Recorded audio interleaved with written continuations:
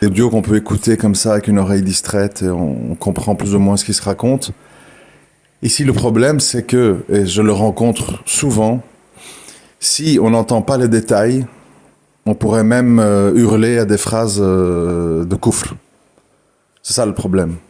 C'est le problème que je rencontre le plus, c'est que des gens s'arrêtent aux grandes lignes et comme ils n'écoutent pas les détails, ça leur semble être de la mécréance. Donc voilà, je fais cette mise en garde dès le début, comme ça les gens de bonne foi feront attention, Inch'Allah. Je voudrais aller plus profond, et vous amener plus loin, avec d'autres exemples, sur un sujet que j'ai effleuré, parce que je suis en phase d'évolution sur ce sujet. Ça veut dire que c'est pas un sujet où je vois, où je perçois parfaitement bien justement ces fameux détails. Donc peut-être que tant que j'avais pas une vision claire, il aurait été préférable de pas l'aborder, mais bon, justement, c'est quand on écoute petit à petit qu'on peut aller dans la suite du développement. Donc, beaucoup de gens, ricanent, se moquent sur cette histoire de adamique hominidé, mais je voudrais sortir des mots, parce qu'apparemment les mots choquent. Donc, oublions les mots et restons dans les concepts. Comme ça, peut-être ça passera mieux et on comprendra mieux ce que je veux dire. Si vous observez l'humanité, si vous observez l'histoire, vous aurez très très vite compris qu'il y a une minorité de gens qu'on va appeler de lumière, c'est-à-dire des gens qui sont sur le monothéisme, des gens sincères, attachés à la hanse la plus solide, etc., dans leur comportement, dans leur façon de parler, dans la façon de regarder, dans la façon de vivre, etc., qui sont mêlés dans une masse de gens. Cette masse de gens, si on veut entrer dans les détails, elle n'est pas uniforme quand on dit qu'ils ont des comportements un peu animaliers. C'est pas aussi simple. C'est pas aussi simple parce que à la tête de ces gens, cachés dans l'ombre, il y a ce qu'on pourrait qualifier de les soldats d'Iblis. Alors, je vais expliquer à travers un exemple ce que je veux dire, parce que les exemples permettent de schématiser, et alors on comprend mieux. Quand on parle de l'histoire de l'Allemagne nazie, on voit certains profils. Hitler, Himmler, et encore d'autres, je n'ai pas tous les noms en tête, Goebbels, je crois. Enfin, en gros, Hitler et sa garde rapprochée. Bon. Il y a quand même quelque chose de très interpellant pour moi. C'est qu'on a affaire à c'est quand même trois personnages majeurs du nazisme dans l'infrastructure du parti nazi. On a affaire à des gens qui clairement ne représentent pas leur idéal arien. Grands, blonds, aux yeux bleus, etc. On a des gens complexés, chétifs, handicapés, frustrés. Moi je peux pas, il faut aller voir les documentaires pour comprendre ce que je dis, mais en gros c'est ça. Et qui ont commis, ou qui ont été les commanditaires d'actes terribles. On sait tous que derrière eux, il y avait des forces agissantes. Des groupements financiers qui ont financé tout ça, des gens qui ont permis que ça arrive. Et vous allez voir pourquoi je dis ça, c'est important aussi. Et qui ont parachuté ces gens-là. Alors justement, les démons, les soldats d'Iblis, ils s'attaquent à qui ? Ils s'attaquent à qui ? Ils s'attaquent à des gens qui ont des failles. Ils s'attaquent à des gens qui ont des failles. Quand vous avez des failles, blessures de l'enfance, traumatisme de l'enfance, complexe, frustration, rancune, envie de revanche, etc., vous avez des failles. Et quand il y a des failles, le démon les démons peuvent commencer à vous susurrer des waswas qui fonctionneront. Pourquoi? Parce qu'il y a la faille par laquelle ces waswas peuvent rentrer. Et donc, ces individus, je vous invite à faire des recherches pour ceux qui ne savent pas de quoi je parle, Hitler, Goebbels, Himmler, étaient justement des individus avec des failles. Hitler avait fait la Première Guerre mondiale, qui a été perdue, une grande humiliation pour l'Allemagne. C'était un artiste raté, qui n'était pas reconnu, qui n'avait pas été admis dans des écoles. Il errait en Autriche et en Allemagne. Et tout ce ressentiment de la guerre perdue, d'un physique pas trop avenant et de sa non-reconnaissance en tant qu'artiste, ont fait qu'il a eu un potentiel de rage en lui qu'il a voulu trouver des responsables à ce mal-être. Et donc une faille énorme s'est ouverte en lui qui lui a donné cette rage, cette énergie pour faire et dire ce qu'il a fait. Himmler, Goebbels, même genre d'histoire. Il y en a un qui avait une maladie de l'enfance qui était pied-beau. Il y a un autre qui avait été maltraité à l'école, etc., etc. Bref, on va pas entrer dans les détails. Donc, le principe à comprendre, pour simplifier, c'est qu'il y a 3 forces agissantes. Le bien, le mal, et au centre, l'ignorance. Le mal pour opérer doit se reposer sur certaines conditions. Il faut des failles, il faut de l'ignorance,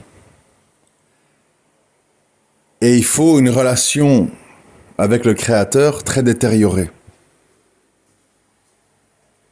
À partir du moment où, dans un même individu, il y a de l'ignorance,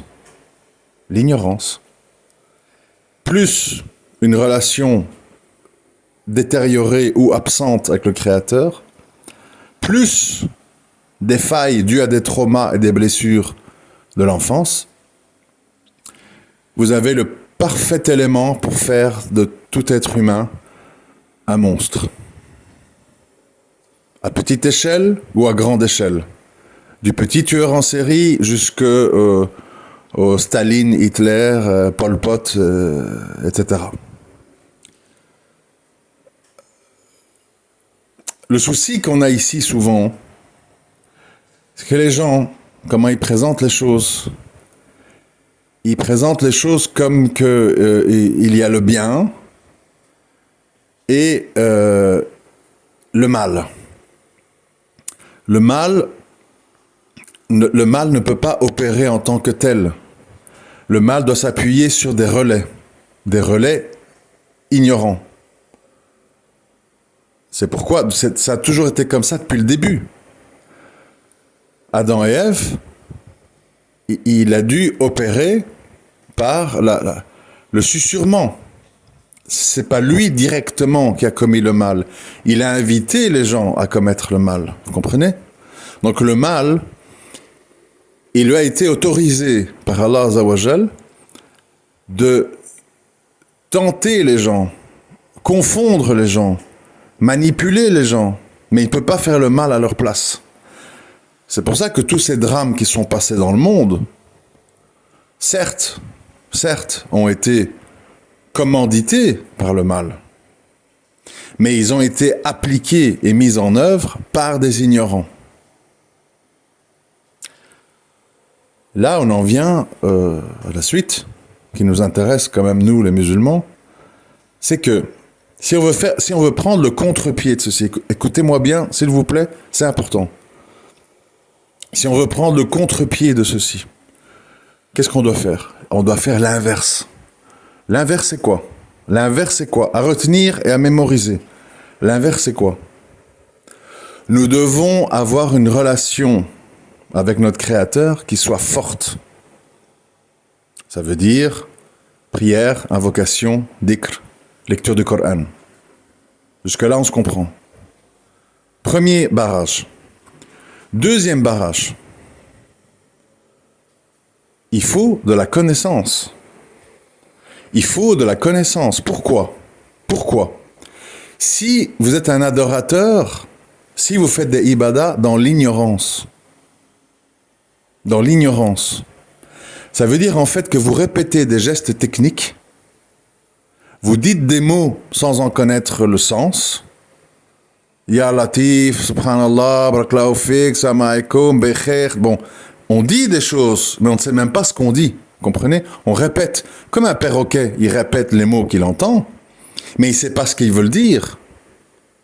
C'est super, super important de comprendre ça. J'insiste. Les actes d'adoration sans connaissance ne sont pas des actes d'adoration. C'est de l'imitation comme un robot ou comme un perroquet.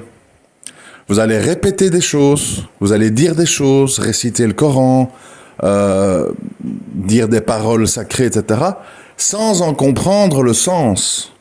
Donc, ils sont vides de sens. Qu'est-ce qui fait qu'ils sont remplis de sens? C'est le fait qu'on les comprenne. Et là, je rejoins, bien entendu, les frères et les sœurs qui insistent sur l'aspect langue arabe, parce qu'évidemment, pour aller au cœur du texte et en comprendre chaque subtilité, quoi de mieux que comprendre les mots et les expressions dans leur essence originelle? Ça, c'est indéniable. On peut pas faire semblant que c'est pas vrai. Donc je répète, parce qu'il vaut mieux répéter. Avoir une relation forte avec son Seigneur. Ça veut dire faire du dhikr, lire le Coran, faire des œuvres d'adoration, etc. Mais il faut les faire dans la connaissance. Parce que si vous ne connaissez pas qui est Allah, qu'est-ce qu'il permet, qu'est-ce qu'il ne permet pas, eh bien, vous répétez des choses et des gestes tel un imitateur, un perroquet. Donc, il n'y a pas d'impact. Et puis, c'est pas fini. Là, on revient à quelque chose de plus sociologique, de moins religieux. Mais une fois que vous avez une relation forte avec Allah, que vous avez la connaissance et la compréhension du message divin, il faut aussi résorber vos failles.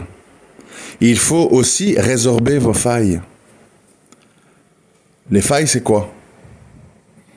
Tout ce qui a pu vous causer une sorte d'ivresse dans la vie. J'expliquais hier à quelqu'un, quand on parle d'ivresse, les gens pensent à l'alcool ou au cannabis. Non, l'ivresse, elle est multiple. La colère, la rancune, la vengeance, la jalousie, l'envie, les ressentiments, tout ça, ça crée des ivresses. Comme on dit, tu es enragé, tu es ivre de colère. Ça veut dire que tous ces sentiments, et ça, c'est une menace très vicieuse parce que elle va empêcher justement de tisser une relation avec son Seigneur et elle va empêcher d'acquérir de la connaissance. Pourquoi? Parce que ces failles vous envahissent et vous dominent. Je vais vous dire la vérité. Dans beaucoup de commentaires que je lis, parce que je lis tous vos commentaires très attentivement, tous. Dans beaucoup de commentaires que je lis, je dis pas tous, je dis souvent, je vois des gens qui écrivent avec des failles. C'est manifeste, il y a des failles. Il y a des gens qui veulent régler des comptes, il y a des gens qui sont blessés, il y a des gens qui ont des ressentiments, et ça se voit, ça se lit.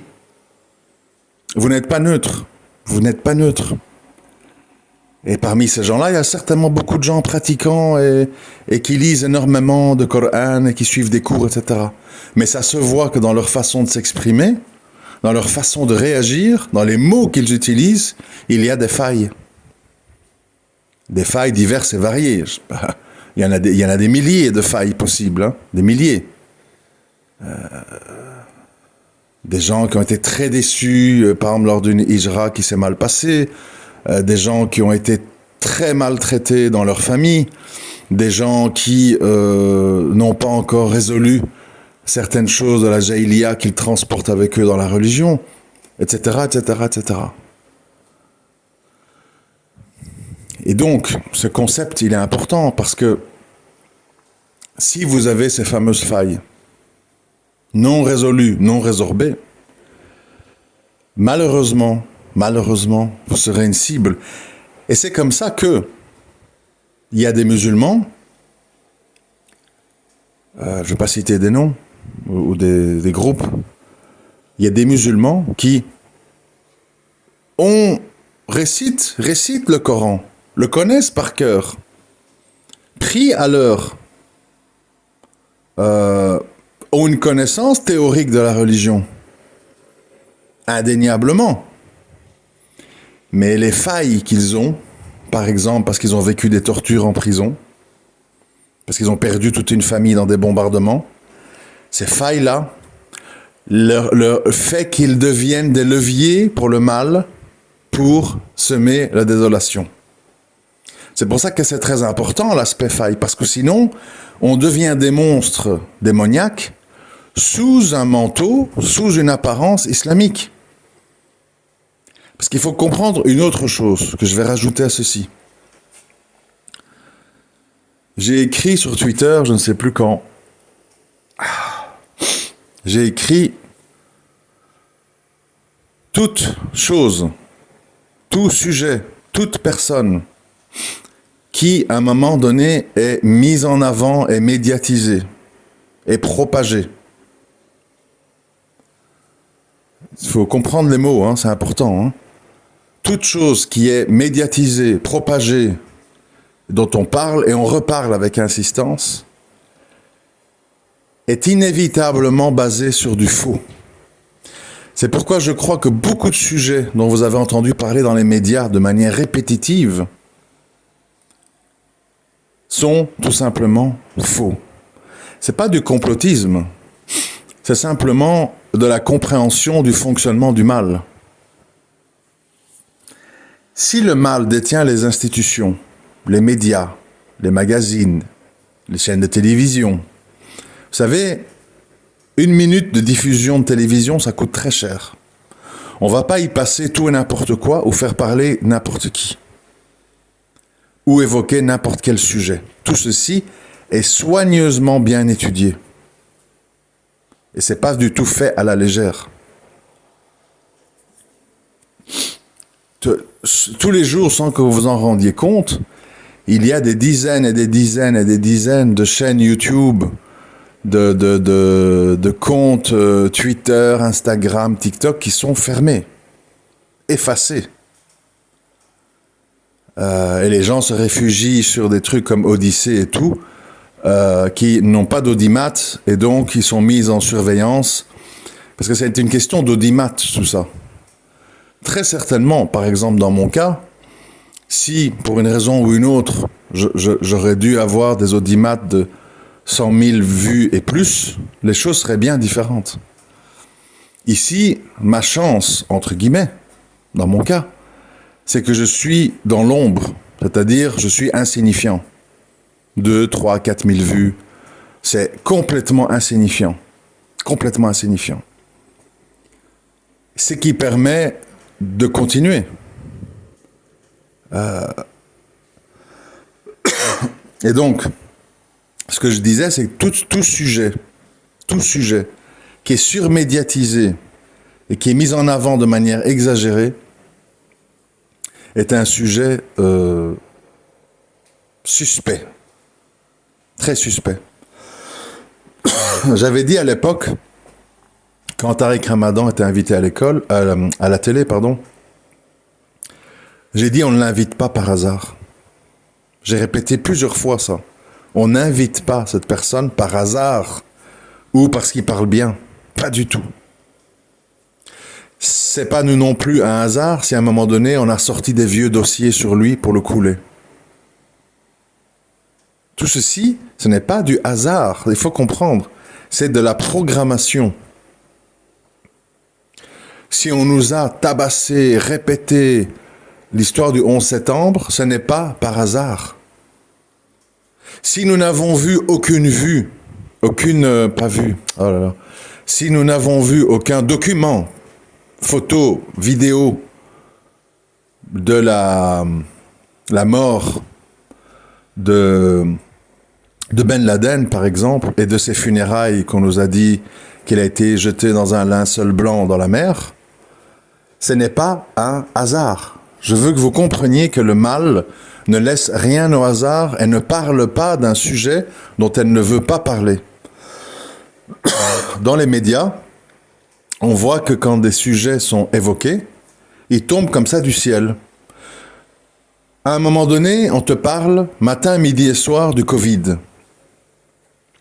Puis, tout d'un coup, on n'en parle plus comme si ça n'a jamais existé. Puis, on te parle matin, midi et soir avec des drapeaux, des histoires de l'Ukraine. Puis, on t'en parle comme si ça n'a jamais existé. En 2011-2012, on nous a parlé d'une manière incroyable, comme un des véritables centres de recrutement, des exactions de Bachar el-Assad. On voyait des manifestants déchiquetés, avec des mâchoires arrachées, des horreurs absolues. Tout le monde qui s'offusque, les ministres en Belgique, en France. On ne peut pas laisser que ça continue. Le massacre d'Al-Ghouta, tout le monde gazé au gaz sarin en 2013. Des cris, des pleurs, des gens qui, tous les journaux télévisés qui passent ça en boucle. Et puis tout d'un coup, comme si ça n'a jamais existé. Ce que j'essaye de vous faire comprendre, c'est que la ilaha illallah, ce monde est un endroit dominé par des ignorants téléguidés par le mal. Pourquoi ? Parce qu'ils sont ignorants. Ignorants pour plein de raisons. Ignorants pour plein de raisons. Et quand ils ne sont pas ignorants, le mal repère qui a des failles et exploite ces failles pour amener parfois des religieux à faire des actes abominables. Mais ça, c'est tout le monde. Les Rohingyas, ils ont été maltraités par des bouddhistes, soi-disant le calme, la paix, la tolérance. Les musulmans en Inde sont maltraités, tabassés et tout par des hindous, soi-disant religion spirituelle, etc., etc. Les Ouïghours sont maltraités par les Chinois, voilà, soi-disant un peuple qui ne cherche pas à envahir d'autres peuples, qui est communiste, le peuple, etc., etc. C'est-à-dire que le mal peut s'immiscer dans tout groupement humain, musulman y compris, quand ce groupement est constitué soit par des gens ignorants, soit par des gens qui ont des failles, soit par des ignorants qui ont des failles. Ça, c'est double peine. Tu prends un ignorant ou une ignorante qui a des failles, ça devient une marionnette totale pour le mal. Totale. Elle peut faire les pires choses. Elle peut faire les pires choses sur ordre du mal. Ignorance plus faille. C'est comme ça qu'on voit, il y a des exemples pour comprendre ce que je raconte. C'est comme ça qu'on voit parfois des femmes de tueurs en série ou de pédophiles qui les assistent dans leurs méfaits. Qui les assistent. Soit à kidnapper des filles, soit à tourner des films, soit à avoir un rôle dans l'affaire. Pourquoi ? Alors parfois c'est des femmes pas spécialement bêtes, pas spécialement méchantes. Quand on connaît les dossiers, moi je me suis penché sur plusieurs dossiers. Pourquoi ? Parce qu'elles sont ignorantes et elles ont des failles.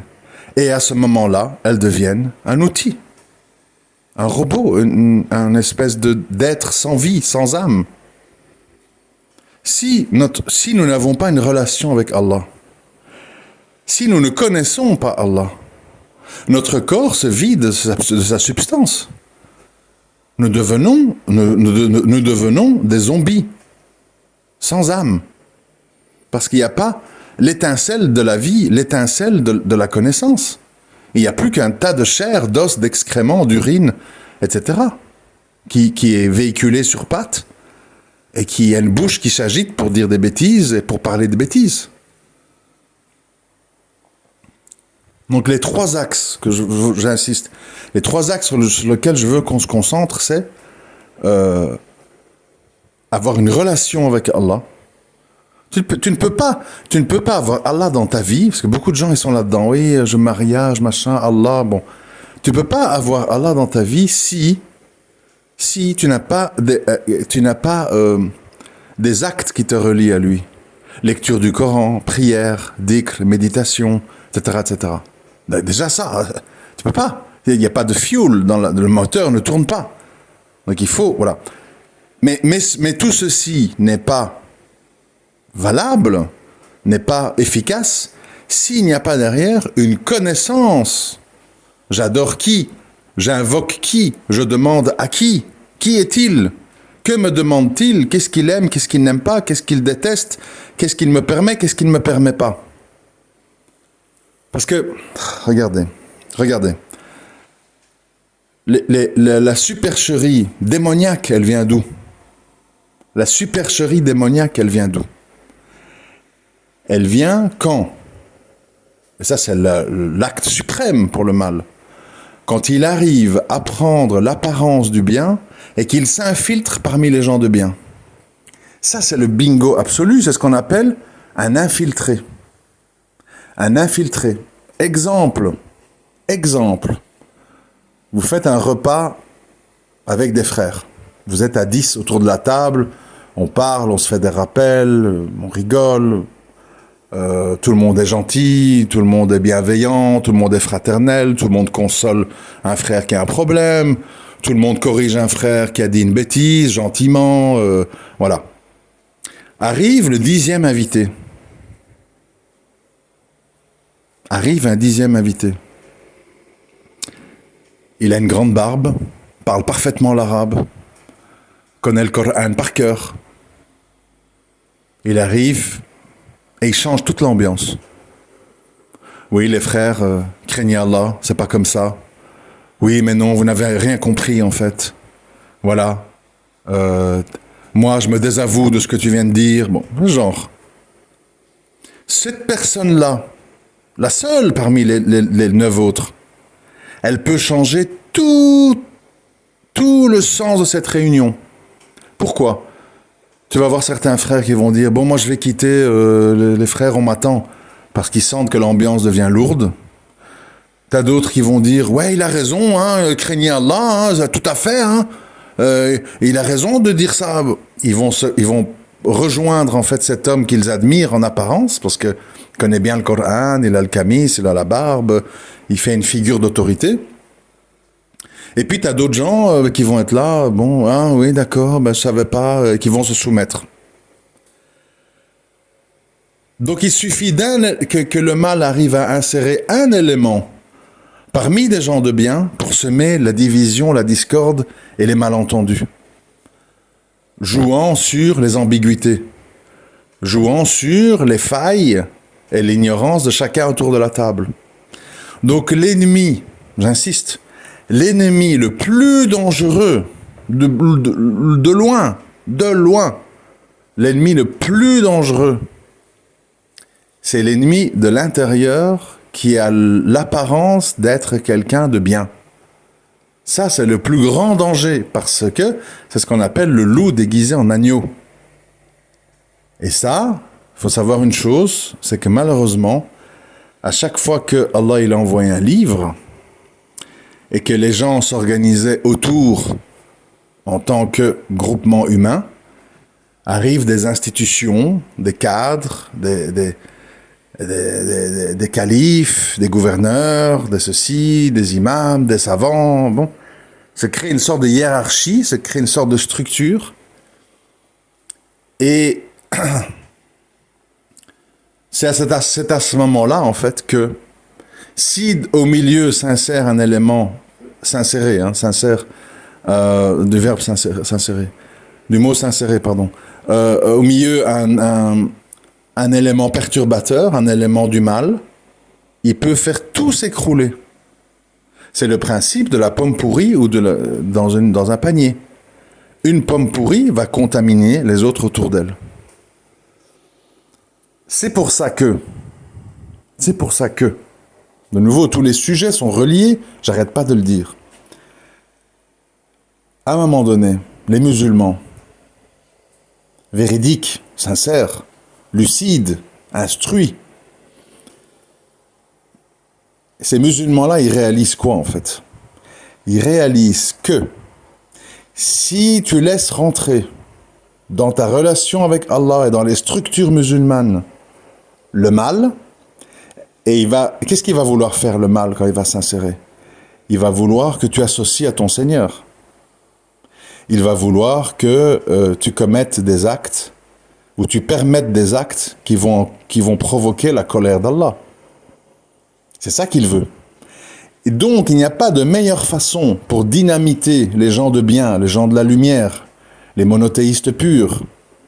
Il n'y a pas de meilleure façon que d'insérer parmi eux quelqu'un qui va dire « Oui, mais c'est pas clair. Oui, mais ça dépend. Oui, mais il faut voir. Oui, mais il y a pas consensus là-dessus. Oui, mais il faut pas exagérer. Oui, mais il y a quand même beaucoup de savants qui ont dit que maslaha, le désordre, le doute, le shirk et finalement le kufr. » Le problème qu'on a aujourd'hui, mes frères et sœurs, c'est que nous ne sommes pas sur nos gardes et nous pensons que le mal arrive non masqué. Le mal arrive toujours masqué. Toujours masqué, par définition. Par définition. Si tu vas à la chasse,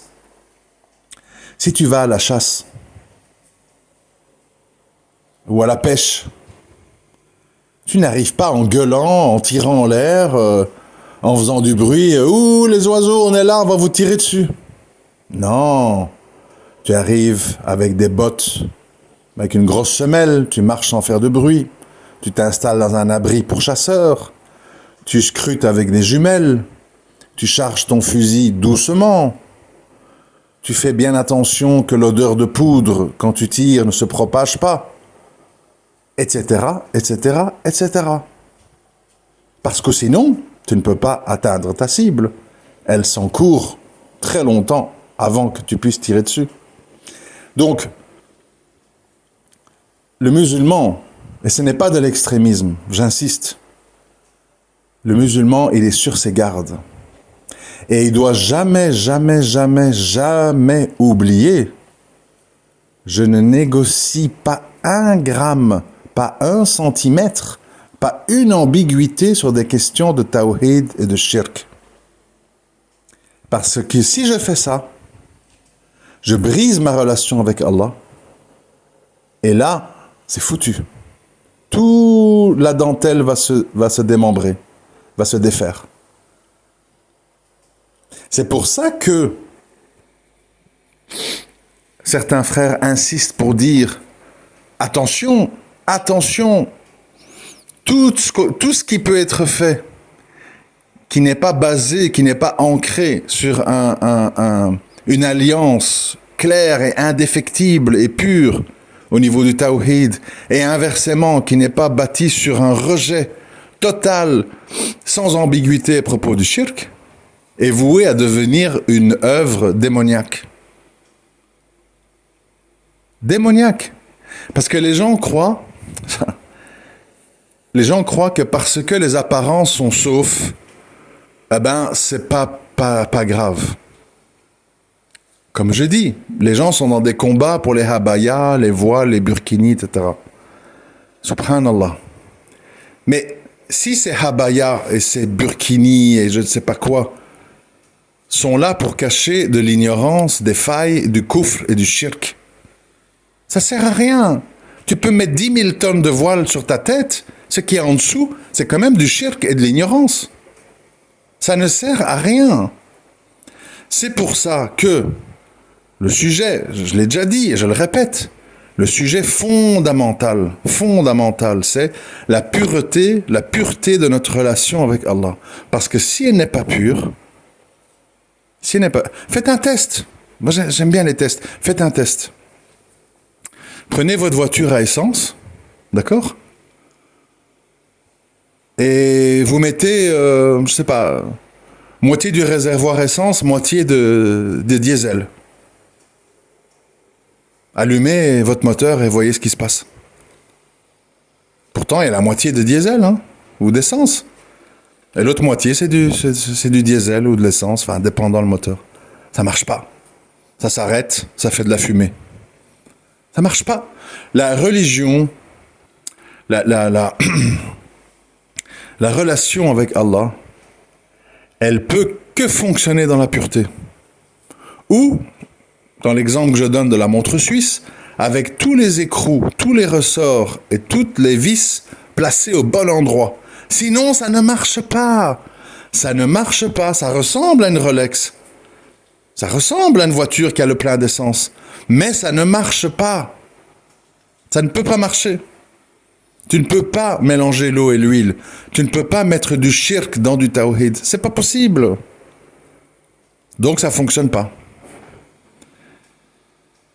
Donc, bon, essayez de prendre le message dans son entièreté. Les gens de bien, parce que s'il n'y avait pas de gens de bien sur cette terre, elle aurait déjà été rasée, détruite. Les gens de bien, en fait, c'est qui ? Ce sont des gens qui ont une relation forte et pure avec Allah. Donc, tawhid, désaveu du tarot, mushrikin, etc. Dhikr, prière, lecture du Coran, etc. Plus qui étudient leur religion pour bien connaître ce Dieu unique auquel ils se soumettent et à qui ils obéissent, bien le connaître. Parce que plus ils vont bien le connaître, plus leur œuvre d'adoration aura de la valeur et sera forte et aura des effets forts. Et résorber en demandant le secours d'Allah, en demandant l'apaisement à Allah, en demandant à Allah de nous effacer de notre cœur nos failles, nos traumatismes, nos regrets, j'aurais dû, j'aurais pu, et ma fille, et mon ex, et ma mère, et ceci, si j'avais pas quitté tel pays à tel moment. Demandez à Allah qui apaise tout ça, qu'il apaise tout ça. Tu as été torturé dans des prisons irakiennes, tu as vécu des choses abominables, ton âme, elle est marquée, tu as soif de sang et de vengeance. Sache que si tu ne demandes pas à Allah l'apaisement, et si tu n'acceptes pas ton destin, tu vas faire des œuvres aussi dégueulasses que ceux qui te l'ont fait subir à toi. C'est la fameuse histoire du pédophile qui a été abusé petit et qui abuse d'enfants. On reproduit ceux dont on a été victime quand on n'a pas eu l'apaisement d'Allah. On refait la même chose. Et qu'est-ce qu'on a constaté ? Tous les gens qui ont subi des tortures, des violences et des humiliations dans les prisons d'Abu Ghraib et autres, Bagram en Afghanistan et compagnie, ils se sont retrouvés quand ils ont été libres à faire les mêmes choses. Et l'entité du mal et ses soldats, connaissant parfaitement ce mécanisme, qu'est-ce qu'ils ont fait ? Quand il y a eu la révolution au Chem, et qu'il fallait diaboliser cette révolution et leur faire commettre des actes honteux afin que ça sème la discorde et le désordre et que la communauté internationale s'en désavoue, il a fallu relâcher dans la nature des gens sanguinaires, traumatisés par des années de prison, des années de torture, en Irak, en Syrie. Et tout ce beau monde s'est retrouvé sous un drapeau noir. Et ils ont fait ce qu'ils ont subi. L'infiltration. Rien de plus dangereux que l'infiltration. Des gens qui disent de belles paroles, qui ont l'air d'être des bonnes personnes, mais qui sont alimentés par, peut-être pas l'ignorance, mais des failles, exploités à outrance par le mal, qui sait que quand un humain a des failles, il est dans un état d'ivresse sur lequel on peut le manipuler. Comme s'il était ivre. Ivre d'alcool, ivre de cannabis, ivres de vengeance, ivres de rage, ivres de rancune, etc., etc. Méfiez-vous comme la peste, méfiez-vous comme la peste de l'ivresse des failles qui peuvent vous amener à commettre des actes insensés dans lesquels vous allez dire « mais c'est pas possible que j'ai fait ça, c'est pas possible que j'ai fait ça ». Combien de gens sont en prison? Combien de gens sont en prison et qui ne comprennent pas pourquoi ils ont fait ce qu'ils ont fait? Pourquoi? Ils étaient ivres, ivres d'envie, ivres de rancune, ivres de vengeance, ivres de colère, ivres de jalousie. Et ils ont commis des actes fous. Tuer femme et enfant, tuer au hasard, plein d'histoires incroyables. Les prisons en sont pleines. Il suffit de voir, il y a plein de documentaires sur Netflix et autres, où on voit le parcours de ces gens. Et comment ils en viennent à ça? L'ivresse de l'amour, l'ivresse de la tromperie, l'ivresse de l'interdit. Il y a plein d'ivresses. Il y a plein d'ivresses. Demandons tous protection auprès d'Allah contre les ivresses. Et demandons-lui de nous apaiser de toutes nos souffrances, nos envies malsaines, nos sentiments obscurs qui vont nous amener à devenir ces suppôts, les suppôts du mal.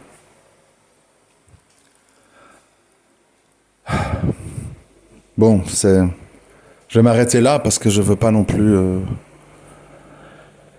Il faudrait faire des choses peut-être plus courtes, mais le problème c'est que plus court, on ne sait pas expliquer en détail. Et donc c'est compliqué, mais j'espère que ça va être compris. J'espère avoir bien expliqué, Inch'Allah.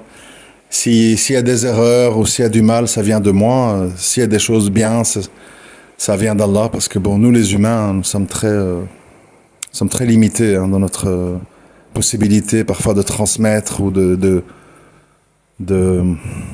formuler en fait des phrases qui peuvent résumer des concepts très compliqués. Pour conclure, comprenez que il y a le mal, il y a le bien, il y a l'ignorance. Les masses sont ignorantes, les masses vivent comme des animaux. Ça crie, ça hurle, ça mange, ça se reproduit. Ça commet des actes insensés. Dans le meilleur des cas, ça semble pratiquer une religion dont ils ne connaissent rien, lisent pas, s'intéressent pas, creusent pas. Et malheureusement, ces gens sont un relais pour le mal. C'est la force du mal, c'est l'ignorance. L'ignorance et les failles, je répète. Nous, notre force, c'est le créateur des cieux et de l'univers, qui est la plus grande force, de loin, évidemment. Mais pour ça, il faut une relation avec lui, et il faut le connaître. Une relation sans connaissance, ça ne sert à rien. Une connaissance sans acte, c'est incomplet. Il y a des manquements. Donc il faut les actes et la connaissance. Et il n'y a que comme ça que tu peux résister aux hordes d'ignorants manipulés par leurs failles, par Satan et par leur ignorance. Assalamu alaikum wa rahmatullahi wa barakatuh.